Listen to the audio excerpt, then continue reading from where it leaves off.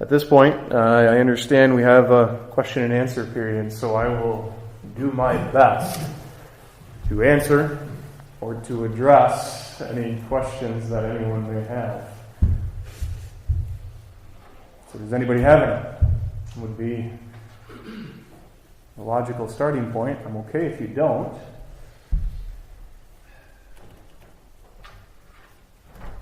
How do you feel about the Bible being put up the screen at an evening service or a morning service instead of the written word, the Bible put up on a screen? How do you feel about that?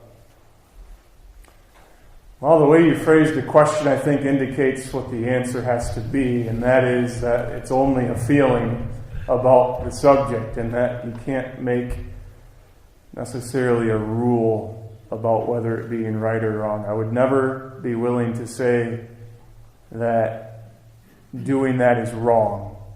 I would never say that. That's being legalistic. Can it serve a good purpose? I think so.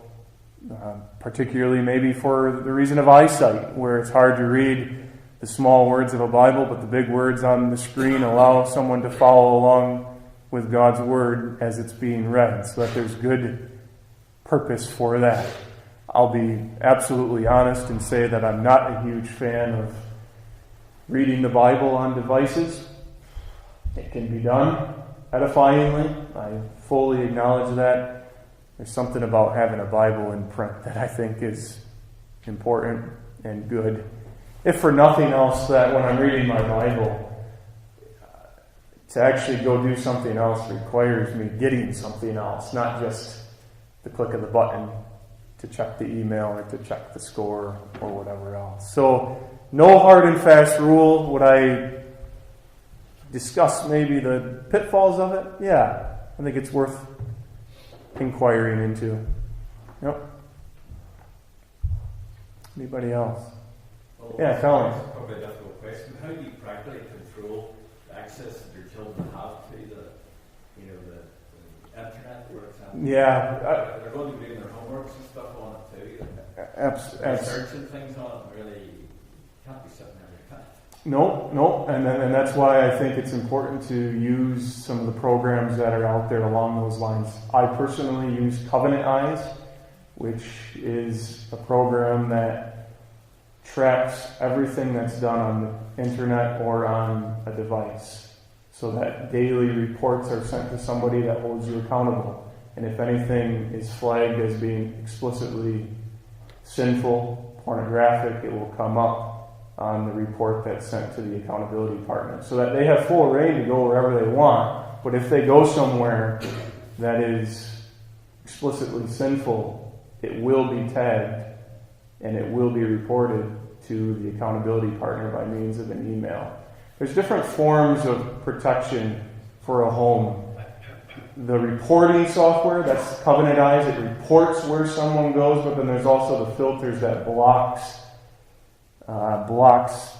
access to anything that may be explicitly sinful. The latter can be kind of difficult, I think, for your very point that sometimes it's hard to get anywhere on the internet when you need to get on the internet, maybe for school. The former is good because they can't do anything without eventually an accountability partner finding out where they went. Does that make sense? That makes sense. The 10th chapter of Tim Challies' book that I referred to, The Next Story, takes you through the whole plan to incorporate into a home to keep it safe. A free service? The free service? Well, do you pay the Covenant? No, it is a cost. About $10 or $12 a month. So, in my estimation, there's few things that are worth paying for more than something like that in a home, especially the children. Anybody else? Do you think listening to a downloaded sermon is less edifying than edifying the church? I didn't speak to that. Michael?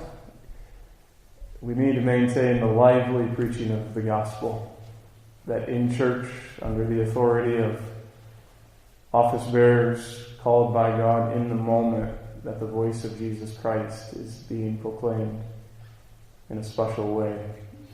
So I think the Spirit is working special work in the church through the faithful preaching of the gospel. I would say that those other sermons are edifying in the same way that reading a good spiritual book is edifying, good for the soul. But I would maintain the distinction between listening to those as opposed to sitting on Sunday in a true church hearing a true preacher of the gospel proclaim the good news of Jesus Christ. I think that's an important distinction. But I don't want to minimize the good use of sermons. I understand many people use the sermons recorded here as their weekly food for the soul. You mentioned specifically downloaded during the week. Yeah. Anybody else? Yeah. Appreciate the speech first of all. Thank you for that. You focused on specifically access to the internet, say through Twitter or Facebook. Mm-hmm. So you actually have to go and do that. I think a bigger problem, certainly for me, that I face is text messaging. Like if you've had a conversation at work with someone, even your boss, you can backbone the texts, looking somewhere information, you respond. That chain can continue for a period of half an hour, 45 minutes, an hour. You know, you can say what was said in the text that takes that period of time in 5 minutes. Mm-hmm. It's a conversation. But because someone might ask the question, you have to respond, and then that prompts them to respond, and sometimes it can be important.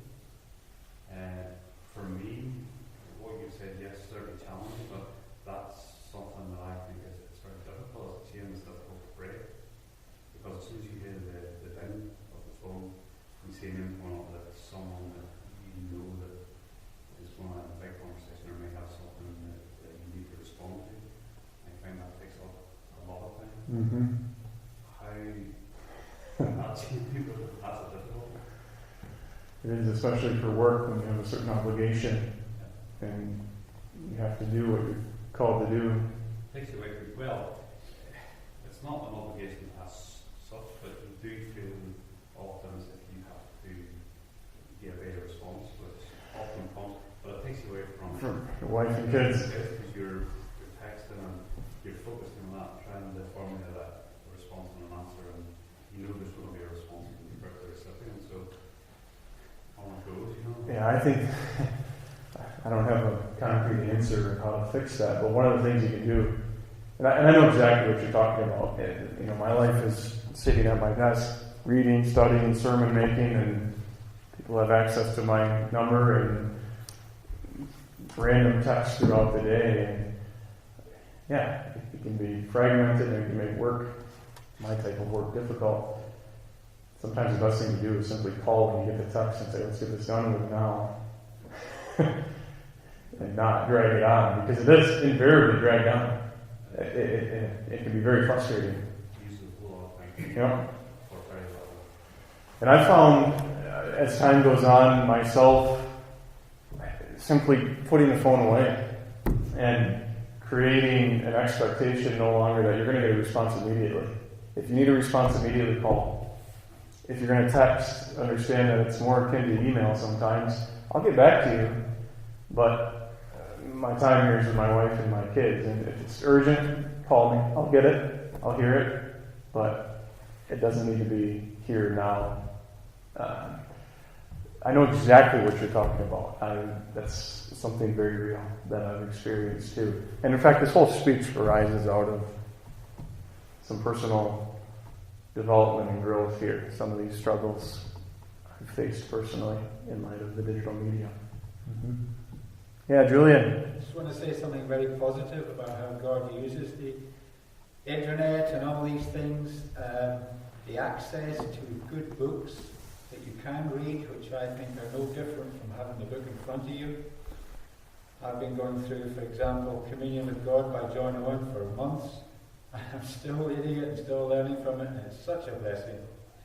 And the way also that this access to the Bible and to good reform material is now getting into Muslim-dominated lands like Turkey and the Middle East, where people can confidentially access the scriptures and access Christian websites in countries where they would have no other way of hearing the gospel. And I think we have to be really thankful for that. I want to second that, Julian. I do not want anything I said tonight to mitigate that first category that I emphasized.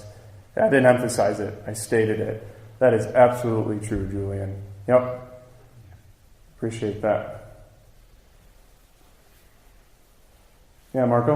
I go back to the negative side. What? I go back to the negative side. Oh. So I like your distinction, three sections of the good stuff and so-called neutral and explicitly sinful stuff. But I don't know your experience, but in my experience, I've seen a lot of misuse of social media and the internet. Also, when it comes to the first group, Oh. Yeah. And this is I'm more and more convinced that this is a serious problem. Why? Because I've seen most people's time. It's not just some, or it happens one, just one example. Although I've seen that many times, and I've been talking with other people too, and I think even T. Challis that you mentioned wrote an article on his blog about this.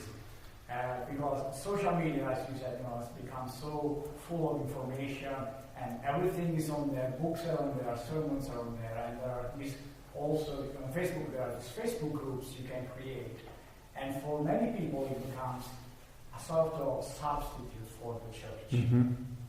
And I've seen these so many times that I was shocked myself to see how many people explicitly say that they don't need the church.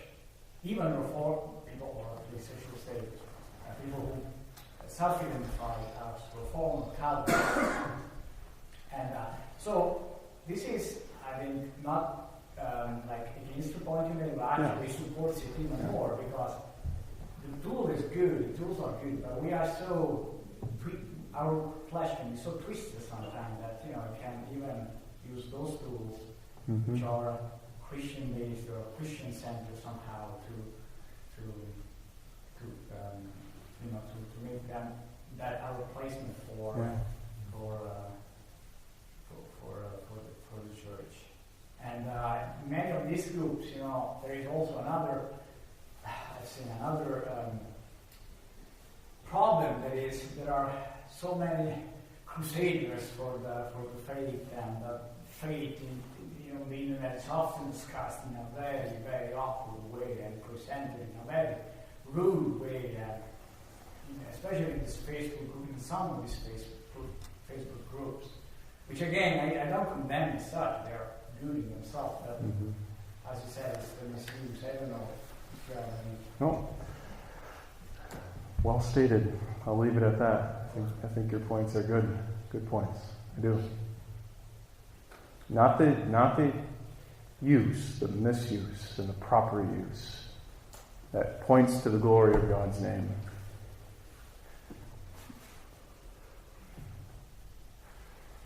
Why don't we close in prayer then? Before I do, books in the foyer in Narthex. Take a look.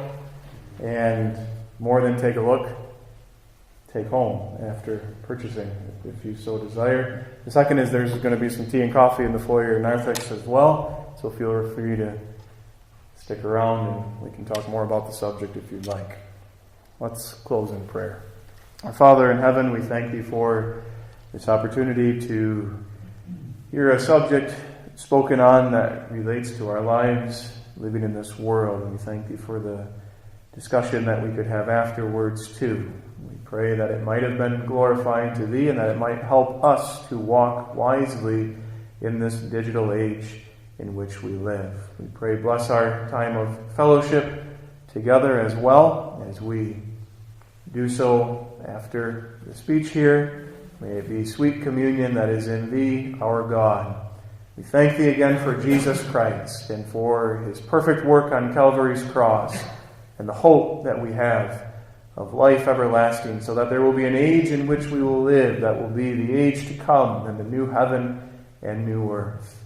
Until that time, we pray, Father, keep us faithful in the doctrines that we confess and in the life that is according to those doctrines. In Jesus' name do we pray. Amen.